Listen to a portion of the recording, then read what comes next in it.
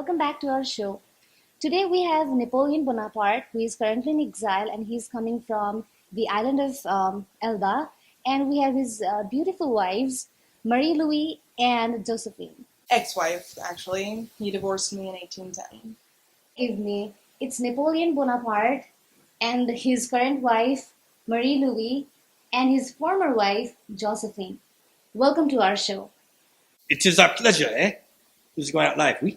That's correct. So first, let's talk about one of the elephants in the room: religion. You were baptized Catholic, but some have to say that your religious feelings were not especially deep or genuine. What do you have to say about that? Who says this? Pope Pius VII himself crowned me at my imperial coronation. This says a lot about what the Catholic faith means to me. Crowned you? You practically ripped the crown out of his hands. Religion to Napoleon was just one more way to exert power and influence. France was a Catholic country, so he was a Catholic emperor. I mean, during his Egyptian campaign, he celebrated Muslim holidays and had Islamic celebrations. He once said to me that if he governed a nation of Jews, he would rebuild the Temple of Solomon. Even our marriage, it was a civil ceremony, not a religious one. But our marriage was a religious ceremony. My family wouldn't have accepted anything less. Let's turn to your personal life for a moment. You were married to Josephine for almost 14 years before divorcing her and quickly remarrying. So, what can you tell me about the reasons behind your actions? Nobly sacrificed my personal feelings for my beloved Josephine to ensure a long and lasting peace with the country of Austria. I did it for the security and greatness of France. Are you kidding me? You were cheating on me left and right. I even walked in on you in one of my ladies-in-waiting's bedrooms once. And then, finally, when I wasn't able to produce the heir that you wanted so badly, you just tossed me aside for that royal 19-year-old Austrian hussy. Who are you calling a hussy? I was an Austrian Duchess, a much more appropriate consort for an emperor. And it's not like you didn't have lovers of your own when Napoleon went away to war. You're just jealous that I gave him a son and you couldn't. Jealous? He may have divorced me for you, but I was the one that he always loved. He called marrying you marrying a womb. I mean, he wanted me to retain the title Empress of the French for life, even after we divorced. Let's move on. What do you say to the allegations that, in the end, you are nothing more than a warmonger, someone drunk on power and glory? I only defended France from foreign invaders. The British were, in fact, the ones who declared war in 1803. And they started forming a coalition with other European nations against my beloved France. Yes, honey, by 1804, you're already staging an invasion of England with a standing army of 200,000 soldiers. So the for defense! As emperor, it was my duty to protect France from any threat. And when England declared war, I was right to prepare. And what about in Spain and Portugal? After you invaded in Spain in 1808, your army spent years of living off foreign land, raging and pillaging across the countryside, killing and maiming peasants. Isn't that true? Doesn't a man have a right to defend himself? My soldiers were simply defending themselves from the brutal, merciless attacks of the Spanish guerrilla. These attacks included flames, castrations, and the brutal murder of the wounded. Another aspect of your personality that has been commented on is your driven nature. What do you say to those who accuse you of your ruthlessness in your rule? Examples of my just and merciful character are everywhere. Why, when General Lajolet was sentenced to death for crimes against it, and when his lovely daughter came to beg me for his pardon, I granted. Yes, but the only reason he was going to die was because you ordered his execution.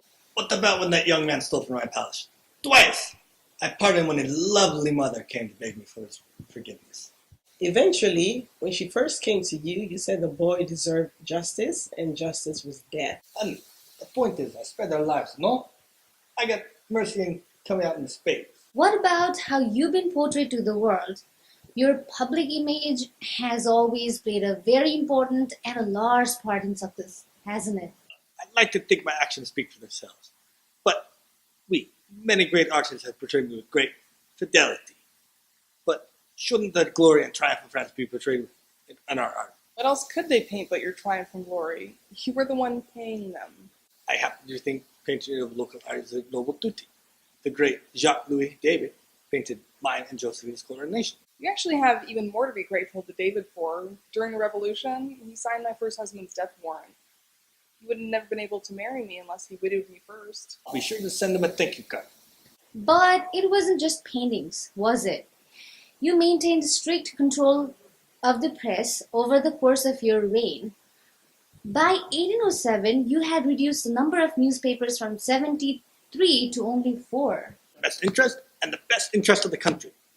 It was a wartime necessity. He made sure that they would be installing his own people in the press, his own editors, censors, even the owners of one paper, in order to maintain control of what they printed about him in the regime. He actually did something really similar with the theaters. By 1807, he had closed dozens of them, so that only 8 remained open. And he made sure that the performances only showed him and the empire in a very flattering light. He even gave free performances to the poor sometimes, so that not just the people with the money to afford tickets could see the glory of the empire. Napoleon, you're also quite the reformer in many aspects of your reign. Could you just tell us a little bit about that? I consider my greatest legacy not my military victories, but extensive legal reforms I put place in France and much of Europe. My civil codes fundamentally changed the legal system in Europe. Exactly what sort of changes did your code make to the law? Sweeping legal reforms with my code. It forbade the wealthy and nobility from being granted privileges. It granted religious freedom in all of the empire. And government jobs were given to the most qualified, not those who had the right connections. Not all of your legal changes had such positive impacts, did they? What about the continental system? I issued the Berlin Decree forbidding all trade and exchange with Britain only after Britain instituted a naval blockade of France. I was only responding to British aggression.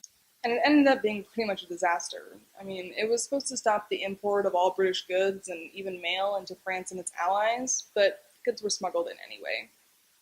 It ended up being just a really ineffective economic weapon. Not to mention the loss of the United Kingdom as a trading partner, ending up hurting France and the rest of mainland Europe much more than it hurt Britain. France's allies were angry, and many basically ignored the embargo, which weakened Napoleon's coalition in the end. Let's go back a bit. Can you tell us a little about how you came to power in the first place? Quite popular and influential due to my military prowess. In 1799, I returned to France for my Egyptian campaign, and with the help of my supporters, overthrew the French Directory, which at the time was the current governing body. I then became first consular of the consulate. After which you became emperor, correct? 5 years later, there was a plot to assassinate me and restore the Bourbons to power. That following over, there was a referendum with an overwhelming majority vote, voting me as Emperor of France. 99% in fact. Yeah, one might even say a suspiciously overwhelming majority.